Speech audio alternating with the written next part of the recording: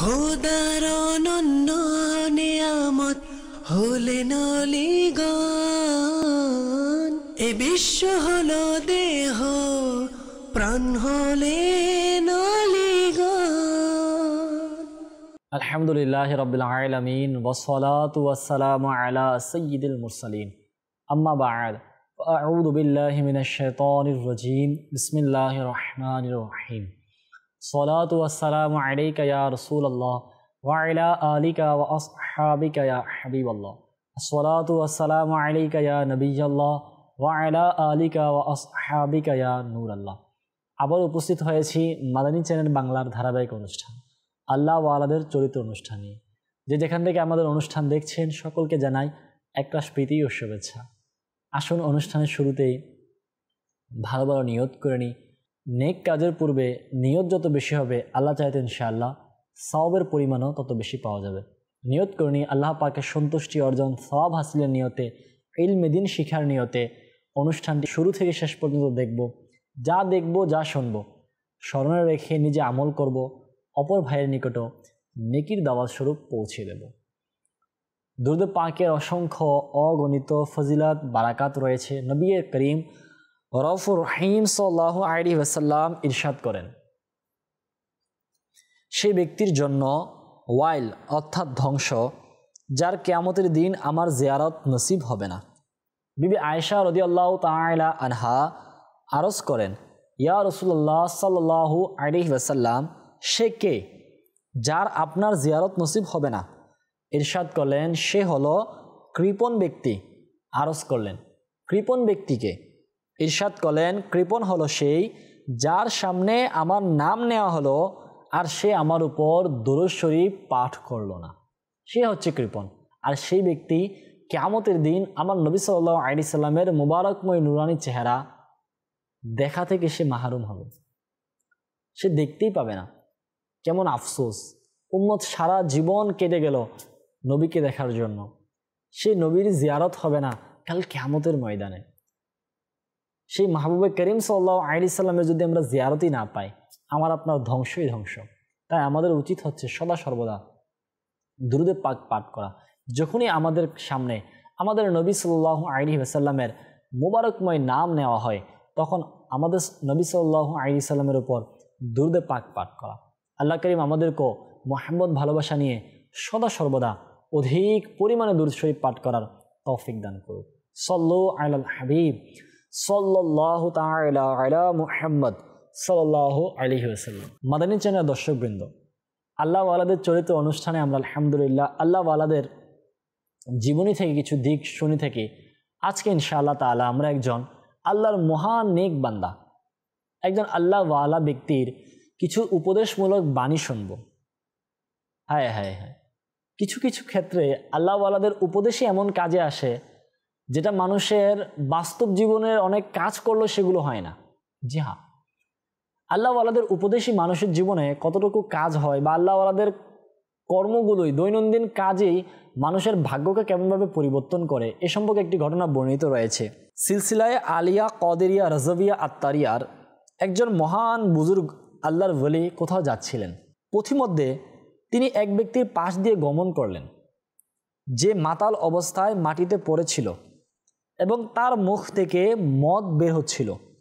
আর এ অবস্থায় তার মুখ থেকে আল্লাহ আল্লাহ ধ্বনি হতে লাগলো। মুখ থেকে মদও বেরোচ্ছে, মদ খেয়ে পান করেছে, এখন মদ বেরোচ্ছে।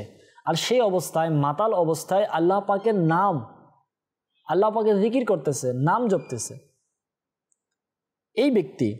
তখন তিনি রাহমাতুল্লাহ আলাইহি আল্লাহ পাকের দরবারে আরজ করলেন, হে আল্লাহ, এই ব্যক্তি এমন অবস্থায় তোমার জিকির করছে যা তোমার মাহাত্মের উপযোগী নয়। অতঃপর তিনি পানি আনলেন এবং ওই ব্যক্তির মুখ ধুয়ে দিলেন। অতঃপর লোকটির যখন হুঁশ ফিরল, তখন লোকেরা তাকে বলল, যুগের মহান প্রসিদ্ধ আল্লাহর একজন ওলি তোমার মুখ ধুয়ে দিয়েছেন, তিনি এসেছিলেন আর তিনি পানি দিয়ে তোমার মুখ ধুয়ে দিয়েছেন। তখন ওই ব্যক্তি খুবই লজ্জিত হলো এবং নিজের নফসকে তিরস্কার করে বলল, হে নফস, তোর ধ্বংস হোক। তুই যদি আল্লাহ পাক ও তার ওলিদেরও লজ্জা না করিস, তাহলে কাকে লজ্জা করবি? তখন ওই যুবক লজ্জিত হয়ে তার গুনাহ থেকে তওবা করে নিল। তারপর ওই আল্লাহর নেক বান্দা, আল্লাহর ওলি যখন রাতে ঘুমালেন, তখন স্বপ্নে কারো আওয়াজ শুনলেন যে, হে অমুক, তুমি আমার সন্তুষ্টির জন্য ওই মদ্যপায়ীর মুখ ধৌত করেছ, আমি তোমার জন্য তার অন্তরকে ধৌত করে দিলাম। যে হে অমুক, তুমি আমার জন্য তার মুখকে ধৌত করেছ, আর আমি তোমার জন্য ওই মদ্যপায়ীর অন্তরকে ধৌত করে দিলাম। হায় হায় হায়, সুবহানাল্লাহ। ওই বুজুর্গ আল্লাহর ওলি রাহমাতুল্লাহ আলাইহি যখন সকালে ঘুম থেকে উঠলেন, তখন সেই লোকটির খোঁজ করলেন, সেই মদ্যপায়ী ব্যক্তির খোঁজ করলেন, এবং অবশেষে তাকে একটি মসজিদে নামাজরত অবস্থায় পেলেন। যখন তার নামাজ শেষ হলো, তখন তিনি রাহমাতুল্লাহ আলাইহি জিজ্ঞাসা করলেন, হে আমার ভাই, আপনি কেমন আছেন? সে আরজ করল, ইয়া সৈয়দি, হে আমার সরদার, আপনি আমার অবস্থা কেন জিজ্ঞাসা করছেন? অথচ সেই পরম দয়ালু আল্লাহ পাক আপনাকে অবহিত করে দিয়েছেন যে তিনি আপনার কারণে আমার অন্তরকে ধৌত করে দিয়েছেন। ওই আল্লাহর নেক বান্দা বললেন যে, তোমাকে এটা কে বলল যে আল্লাহ তাআলা আমার কারণে তোমার অন্তরকে ধৌত করে দিয়েছে? এটা তো আমি স্বপ্নে দেখেছি, স্বপ্নে আমাকে কেউ বলেছে, কিন্তু তোমাকে এই কথা কে বলেছে? তখন ওই ব্যক্তি বলল, হুজুর, যিনি অন্যকে দিয়ে আমার অন্তর পবিত্র করেছেন এবং আমার উপর আপন ক্ষমা ও অনুগ্রহ এবং সন্তুষ্টির বৃষ্টি বর্ষণ করেছেন, সেই রব তাআলাই আমাকে জানিয়ে দিয়েছে। আল্লাহ তাআলার রহমত তাদের উপর বর্ষিত হোক, তাদের সবকে আমাদের ক্ষমা হোক। ওই মহান আল্লাহর ওলি কে ছিলেন যিনি একজন মদ্যপায়ী ব্যক্তির মুখ ধৌত করেছেন, আর আল্লাহ পাক ওনার কারণে ওই মদ্যপায়ী ব্যক্তির অন্তর ধৌত করে নিজের নেককার বান্দাদের কাতারে করে দিয়েছেন? জি হ্যাঁ, তিনি অন্য কেউ নেই, সিলসিলে আলিয়া কদরিয়া রজভিয়া আত্মারিয়ার সাজরা 10তম বুজুর্গ পীর ও মুর্শিদ হজরতে আল্লামা মুহাম্মদ ইমাম সাররি সাকাতি রাহমাতুল্লাহ আলাইহি ছিলেন সে ব্যক্তি যিনি সেই মদ্যপায়ীর ভাগ্যকে পরিবর্তন করে দিয়েছেন ছোট্ট একটি কাজের মাধ্যমে, ছোট্ট একটি উপদেশের মাধ্যমে। ওনার সংক্ষেপে আমরা জীবনী শুনি যে এক মত অনুসারে তিনি 155 হিজরিতে বাগদাদে জন্মগ্রহণ করেন। তার মুবারক নাম সাররি, যার অর্থ হলো যুবক পুরুষ অর্থাৎ সাহসী, এবং তার উপনাম হলো আবুল হাসান। তিনি শুরুতে সাকাত অর্থাৎ নগণ্য এবং ছোটোখাটো জিনিস বিক্রি করতেন, এই কারণে তাকে সাকাতি বলা হয়। তিনি হজরতে মারুফ কারকি রহমতুল্লাহ আলাইহির মুরিদ এবং হজরত জুনায়েদ বাগদাদি রহমতুল্লাহ আলাইহির মামা ও উস্তাদ ছিলেন। তিনি মারুফ কারকি রহমতুল্লাহ আলাইহির মুরিদ ছিলেন, আর যুগশ্রেষ্ঠ আল্লাহর ওলি জুনায়েদ বাগদাদি রহমতুল্লাহ আলাইহির মামা এবং উস্তাদ ছিলেন। ইমাম সাররি সাকাতি রহমতুল্লাহ আলাইহির উপদেশমূলক কিছু বাণী আমরা শুনবো আজকের অনুষ্ঠানে, এটাই আমাদের বিষয়। ইমাম সাররি সাকাতি রহমতুল্লাহ আলাইহি কীভাবে একজন মদ্যপায়ীর ভাগ্যকে পরিবর্তন করে দিয়েছেন আল্লাহ পাকের দয়ায় আমরা শুনেছি। ইমাম সাররি সাকাতি রহমতুল্লাহ আলাইহির একটি বাক্য কিভাবে জীবন পরিবর্তন করে দিল, আসুন এই সম্পর্কে আমরা শুনি। বর্ণিত রয়েছে, হজরত সাররি সাকাতি রহমতুল্লাহ আলাইহি একদিন বাগদাদ শরীফের জামে মসজিদে বয়ান করছিলেন।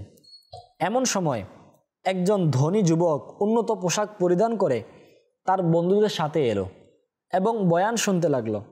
বয়ানকালে হজরত সাররি সাকাতি রহমতুল্লাহ আলাইহি বললেন, আশ্চর্যের বিষয় যে দুর্বলরা কিভাবে পরাক্রমশালীর অবাধ্যতা করে। একথা শুনে সেই যুবকের চেহারার রং পাল্টে গেল, সে বয়ান শুনে চলে গেল। পরদিন সে হজরতে সাররি সাকাতি রহমতুল্লাহ আলাইহির খেদমতে উপস্থিত হয়ে আরজ করল, কাল আপনি বলেছিলেন যে আশ্চর্যের বিষয় যে দুর্বলরা কিভাবে পরাক্রমশালীর অবাধ্যতা করে, এর মর্মার্থ কি, এর মানেটা কি, আমাকে বুঝিয়ে দিন। হায় হায় হায়। তিনি রহমতুল্লাহ আলাইহি বললেন, মাওলার চেয়ে শক্তিশালী কেউ নেই আর মানুষের চেয়ে বেশি দুর্বল কেউ নেই, তবুও মানুষ তার অবাধ্যতা করে। একথা শুনে সেই যুবকটি চলে গেল। পরদিন সে আবার ইমাম সাররি সাকাতি রহমতুল্লাহ আলাইহির খেদমতে উপস্থিত হলো।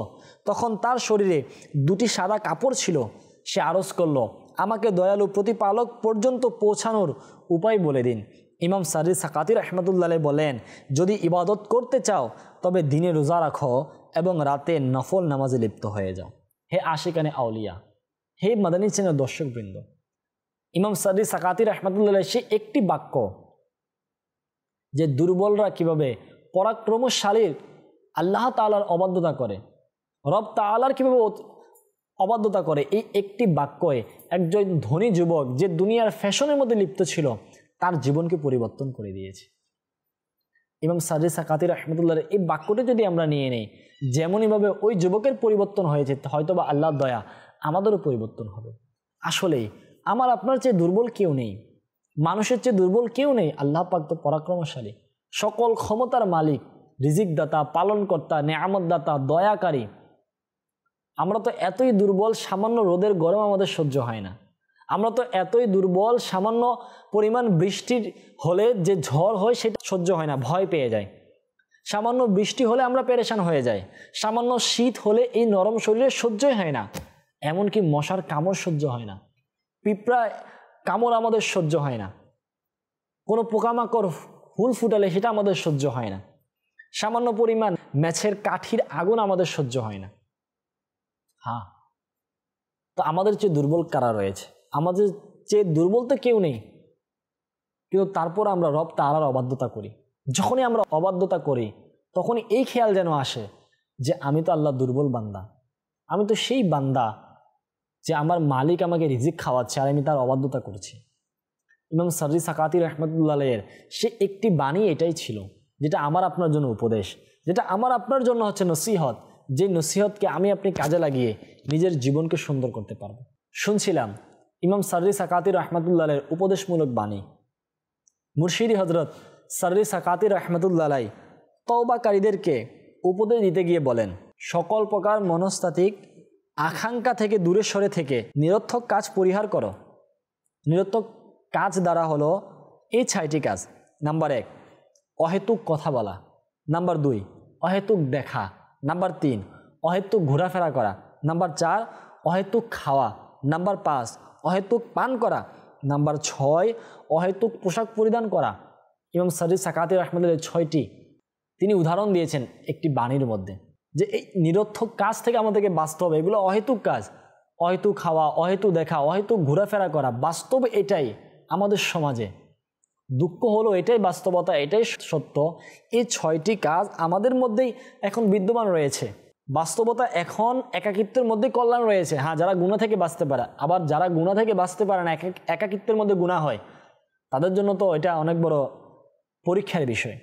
কিন্তু বাস্তবতা এখন এমন হয়ে গিয়েছে, অহেতুক খাওয়া, অহেতুক দেখা, অহেতুক শোনা, অহেতুক পান করা, অহেতুক বলা, অহেতুক ঘোরাফেরা করা, এটা একদম সাধারণ হয়ে গিয়েছে। পার্ক বলেন, রাস্তাঘাট বলেন, নদীর এলাকা বলেন, পুকুরের পাড় বলেন, যেখানে বলেন না কেন, মার্কেট বলেন, কোনো একটা ঘোরার জায়গা বলেন, সুন্দর জায়গা বলেন, প্রাকৃতিক দৃশ্যওয়ালা জায়গা, নদীর পাড়, রেল লাইনের মধ্যে, বাস স্ট্যান্ডের মধ্যে, যেখানেই বলেন না কেন, যুবকরা, যুবতীরা, মানুষ, মুসলমানের সন্তানরা অহেতুক ঘোরাফেরা করছে, নিজের সময়কে অহেতুক কাজে ব্যবহার করছে।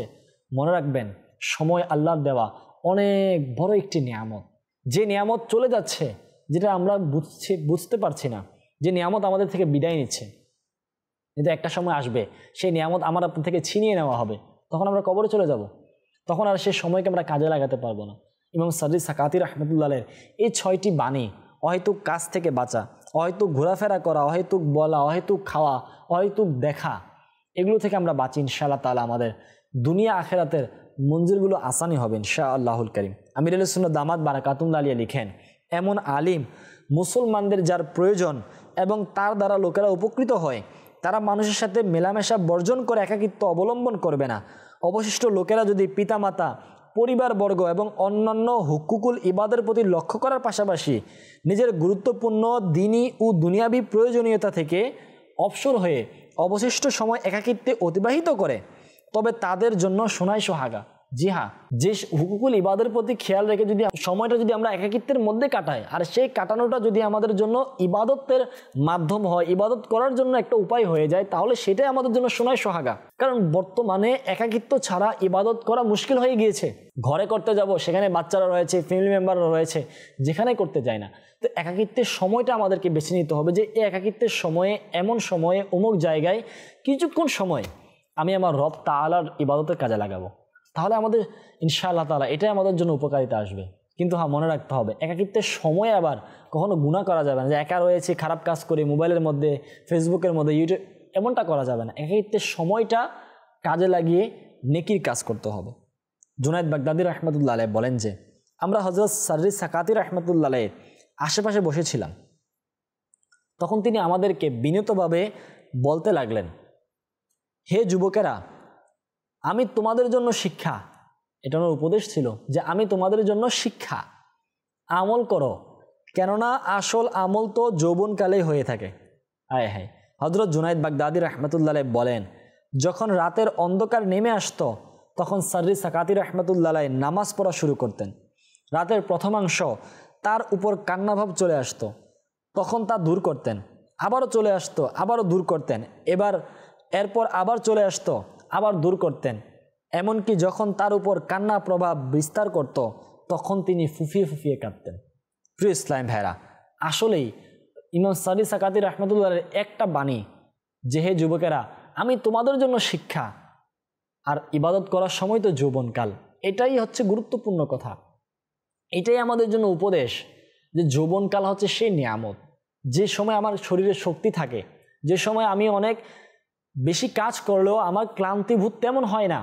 যখন আমার 30 বছর 40 বছর অতিবাহিত হয়, আমি যখন বৃদ্ধকালে পা দিব, যখন বয়স হয়ে যাবে, বৃদ্ধ হয়ে যাব, তখন আমি 1 ঘন্টা কোনো কাজ করা আমার জন্য কষ্টকর হয়ে যাবে। যুবক বয়সে আমি ঘন্টার পর ঘন্টা কথা বললাম, শরীরে আমার তেমন কোনো ক্লান্তিবোধ হচ্ছে না, কিন্তু বৃদ্ধ বয়সে 10 মিনিট কথা বলার পর আমার মুখের মধ্যে কম্পন সৃষ্টি হয়ে যায়। হাত দিয়ে কোনো কিছু নিতে গেলে হাতের মধ্যে কম্পন সৃষ্টি হয়, কাঁপতে থাকে। চেয়ারে বসে নামাজ পড়তে হয়, হাঁটাচলা করা অসম্ভব হয়ে যায়, নিজের প্রয়োজনীয় কাজ করা যায় না, অনেকে খেতে পারে না বৃদ্ধ বয়সে। তো আমি যদি সেই বয়সে ইবাদত করতে যাই, আপনি যদি সেই বয়সের কথা চিন্তা করে ইবাদতকে নিজের বাকি রাখি, তাহলে অবস্থা কেমন হবে? তো যুবক বয়স হচ্ছে ইবাদত করার সময়। আল্লাহ আমাদেরকে হিফাজত দান করুক। বর্তমানে যুবক বয়সে মানুষের মধ্যে গুনাহের প্রভাব বেড়ে যায়। যুবক যারা রয়েছে তারা এটা চিন্তা করে এই যুবক বয়সটা, যৌবনকাল সময়টা হচ্ছে মজা মস্তি করার সময়, বন্ধু বান্ধবীর সাথে মস্তি করার জীবন, মজা করার জীবন, এনজয় করার লাইফ। আরে না ভাই, এটা কখনোই না, এটা আমার আপনার ভুল ধারণা। আরে যুবক বয়স কান্না করার সময়, যুবক বয়স তো আল্লাহকে রাজি করার সময়, যুবক বয়স যৌবনকাল তো হচ্ছে আল্লাহর দ্বীনের জন্য নিজের সময়কে ওয়াকফ করার সময়। যৌবনকাল মানে হচ্ছে মাদানী কাফেলায় গিয়ে গিয়ে মানুষকে নেকির দেওয়ার সময়, নেকির দাওয়াত দেওয়ার সময়। যুবক বয়স মানে হচ্ছে আল্লাহর বান্দাদেরকে মসজিদে নিয়ে যাওয়ার সময়। যুবক বয়স মানে হচ্ছে ফ্যামিলির পাশে দাঁড়ানোর সময়। আমার আপনার যৌবনকাল মানে হচ্ছে ঘোরাফেরা। বর্তমানে যৌবনকাল মানে হচ্ছে বিলাসিতার জীবন অতিবাহিত করা। যৌবনকাল মানে হচ্ছে খারাপ কাজ করা। যৌবনকাল মানে হচ্ছে মোটরসাইকেল। এখন তো মোটরসাইকেলের জমানা চলে আসছে, মোটরসাইকেল নিয়ে ঘোরাফেরা। রাত 10টা, 11টা, 12টা, 1টায় দেখা যায় ফ্লাইওভারের মধ্যে বিভিন্ন জায়গার মধ্যে যুবকরা 4-5 জন মিলে মোটরসাইকেল চালাচ্ছে, বিনা প্রয়োজনে ঘোরাফেরা করছে। যুবক বয়সকে এটা নিয়ে নিয়েছে মানুষ ফ্যাশন হিসেবে, নিজের স্টাইল হিসেবে, লাইফস্টাইল। এটা না ভাই, এটা লাইফস্টাইল নয়। যৌবন কাল হচ্ছে আল্লাহর ইবাদতের সময়। আমি আপনি যদি চিন্তা করি, দিনের পর দিন, রাতের পর রাত আমার যৌবনকালের সময়গুলো অহেতুক কাজের মধ্যে, খারাপ কাজের মধ্যে, গুনাহের কাজের মধ্যে চলে গিয়েছে। যৌবনকালের এমন একটি রাত আমি হয়তো পাবো না যেই রাতে আমি আল্লাহর জন্য ইবাদত করেছি, যে রাতে আমি আমার মালিককে রাজি করার জন্য কান্না করেছি, যেই রাতে আমি আমার মালিকের সন্তুষ্টির জন্য সারা রাত নামাজ পড়েছি। আমাদের নাই এমন রাত, হয়তো অনেকের থাকতে পারে, মারহাবা, মাশাআল্লাহ, আল্লাহ বরকত দিক, কিন্তু অনেকের নাই, অনেকের নেই। কারণ এটা আমরা আমাদের যৌবনকে, আমরা আমাদের সময়কে বানিয়ে নিয়েছি দুনিয়ার এই জীবনকে বিলাসিতার জীবন, যে ভোগ বিলাসিতার সময় এখন, ইনকাম করার সময় এখন, কাজ করার সময় এখন, এটা করার সময় এখন। আরে ভাই, সকল কিছুর সময় এখন। তাহলে আল্লাহর ইবাদত করার সময় কখন? আল্লাহকে রাজি করার সময় কখন? আল্লাহ রাজি হবে এমন কাজ করার সময় কখন? হ্যাঁ, যৌবন কাল হচ্ছে ইবাদত করার সময়। যৌবন কাল শিক্ষার সময়। जिंदगी का नाम रख दिया किसने, मौत का इंतजार है दुनिया, अरे जगह जी लगाने की दुनिया नहीं है, ये इबरत की जा है, तमाशा नहीं है। জি হ্যাঁ, এই দুনিয়া মনটা লাগানোর জন্য না, এটা থেকে শিক্ষা নিতে হবে। কতই সুন্দর বলেছেন না, रियाजत की यही दिन है, बुढ़ापे में कहाँ हिम्मत, जो कुछ करना है अब कर लो, जो कुछ करना है अब कर लो, अभी नूरी जवा तुम हो। যে রিয়াজতের সময় এখন, বৃদ্ধকালে কখন, কোথায় হিম্মত? जो कुछ करना है, যা কিছু করতে চাও এখন করে নাও। এখনই তোমার শরীরে শক্তি আছে, এখনই তোমার শরীরে পাওয়ার রয়েছে, এখনই তুমি ইবাদত করতে পারো। এটা শুকরিয়া করা দরকার যে দাঁড়িয়ে দাঁড়িয়ে আমি নামাজ পড়তে পারি। এমন অনেক বৃদ্ধ রয়েছে, এমন অনেক বয়স্ক ব্যক্তি রয়েছে যারা দাঁড়িয়ে দাঁড়িয়ে নামাজ পড়ার সে নিয়ামত হারিয়ে ফেলেছে। হ্যাঁ, যারা চশমা ব্যতীত কোরআনে পাক দেখে দেখে পড়ার যে নিয়ামত ছিল সেটা হারিয়ে ফেলেছে। আমার আপনার তো সেটা রয়েছে, তাহলে আমরা কেন সেটাকে কাজে লাগাচ্ছি না? কুছ নেকিয়া কামালে जद आखिरत बना ले कोई नहीं भरोसा ए भाई जिंदगी का। কিছু নেকি তো আমরা করে নিই, এই যৌবনকাল আমাদের রয়েছে, কিছু নেকি তো করে নিই, নিয়ে আল্লাহকে রাজি করে নিই। আল্লাহ যদি ইনশাআল্লাহ এই নেকিগুলো, এই যৌবনকালের সময়গুলোকে যদি আমরা নেকির মধ্যে অতিবাহিত করি, আমাদের দুনিয়া সুন্দর হবে, আমাদের দুনিয়া আরও সুন্দর হবে। এখন কতটুকু সুন্দর রয়েছে, আরও সুন্দর হবে। পাশাপাশি আমাদের আখিরাত সুন্দর হয়ে যাবে, আখিরাত আমাদের জন্য সহজ হয়ে যাবে। আল্লাহ কারীম আমাদেরকে তৌফিক দান করুক। শুনছিলাম ইমাম সাররি সাকাতি রাহমাতুল্লাহ আলাইহির উপদেশমূলক বাণী। সুবহানাল্লাহ। ইমাম সাররি সাকাতি রাহমাতুল্লাহ জীবনের প্রত্যেকটি দিকই হচ্ছে উপদেশমূলক বাণী, উপদেশমূলক কথা, উপদেশমূলক কাজ, যা আমাদের জন্য শিক্ষা। বর্ণিত রয়েছে ইমাম সাররি সাকাতি রাহমাতুল্লাহ আলাইহি বলেন, আমি চাইলাম যে এমন খাবার খাবো যাতে আল্লাহ পাকের পক্ষ থেকে জবাবদিহিতা চাওয়া হবে না, আর না এতে সৃষ্টিজীবের আমার উপর কোনো অনুগ্রহ থাকবে। যে এমন কোনো খাবার আমি খাবো যেটা মানুষেরও দয়া নয় এবং এই খাবারের কারণে আল্লাহ পাকের দরবারেও কোনো জবাব দিতে না হয়। হ্যাঁ হ্যাঁ, তখন আমি এমন খাবার পর্যন্ত পৌঁছার কোনো পথই খুঁজে পাইনি। একদিন আমরা মক্কা থেকে এক জায়গায় যাওয়ার জন্য রওনা হলাম, জঙ্গলে অবস্থান করলাম। তখন প্রবাহমান পানিতে একগুচ্ছ সবজি দেখলাম। অতএব আমি হাত বাড়িয়ে তা নিয়ে নিলাম এবং বললাম, আলহামদুলিল্লাহ, আমার মতে এটা হালাল ছিল এবং এতে কোনো সৃষ্টিজীবের কোনো দয়া ছিল না, অনুগ্রহ ছিল না। যখন ইমাম সাররি সাকাতি রাহমাতুল্লাহ আলাইহি বলেন, যখন আমি তা নিয়ে নিলাম, তখন কোনো প্রত্যক্ষদর্শী আমাকে বলল, হে আবুল হাসান। আমি তার দিকে তাকালাম, তখন দেখলাম ওই ব্যক্তির কাছেও সেম টু সেম একই একগুচ্ছ সবজি, একই ধরনের।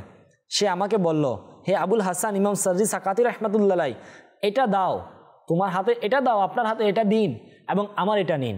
ইমাম সাররি সাকাতি রাহমাতুল্লাহ আলাইহি বললেন, সবজির গুচ্ছ যা আমি পূর্বে নিয়েছি তাতে কারো কোনো অনুগ্রহ ছিল না, আর তুমি যা আমাকে দিচ্ছ তা এটার বদলা।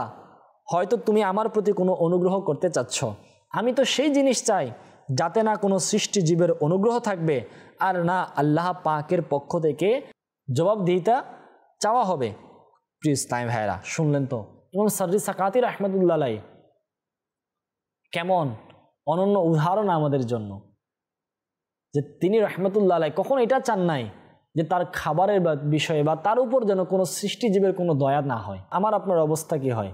আমরা কোনো না কোনোভাবে মানুষদের কাছ থেকে নিজেদের বেনিফিট নিতে চাই, নিজেদের উপকারিতার কাজ নিতে চাই, যে তার কাছ থেকে আমি একটা কোনো কাজ নিয়ে নিই, তার দ্বারা আমার কোনো একটা কাজ হয়ে যাক। হ্যাঁ, অনেক সময় হয় প্রয়োজন হয় বা আমরা বাধ্য হয়ে যাই যে এই কাজটা তার মাধ্যমে করাতেই হবে, কিন্তু অনেক সময় বাধ্যতা থাকে না, অনেক সময় আমাদের প্রয়োজন হয় না, কিন্তু নিজেদের নফসানিয়াতের চাহিদা, নিজেদের কিছু আকাঙ্ক্ষার চাহিদা পূরণ করার জন্য আমরা মানুষ থেকে সেই কাজটা নিয়ে নিই, মানুষের অনুগ্রহ নিয়ে নিই।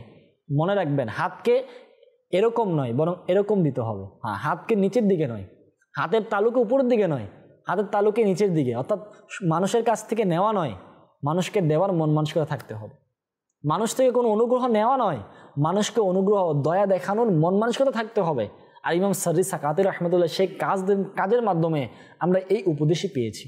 আজকে আমরা ইমাম সাররি সাকাতি রাহমাতুল্লাহ এর উপদেশমূলক অনেকগুলো বাণী শুনেছি, যা আমার আপনার জন্য অনেক জরুরি, আমার আপনার জন্য অনেক গুরুত্বপূর্ণ রয়েছে, যেগুলো আমি আপনি কাজে লাগালে আমরা ইনশাআল্লাহ তাআলা ইমাম সাররি সাকাতি রাহমাতুল্লাহ এর উপদেশগুলোকে যদি আমরা কাজে লাগাতে পারি, আমার আপনার জীবনে ইনশাআল্লাহুল কারীম পরিবর্তন আসবে, আমার আপনার জীবন সুন্দর হবে, আমাদের অন্তর পরিবর্তন হবে, আল্লাহ পাককে রাজি করার মাধ্যম আমরা পেয়ে যাব, আল্লাহ পাক পর্যন্ত পৌঁছার মাধ্যম আমরা পেয়ে যাব, স্বল্পে তুষ্টি তার মহান নিয়ামত নসিব হবে, মানুষের দয়া থেকে আমরা বাঁচতে পারবো।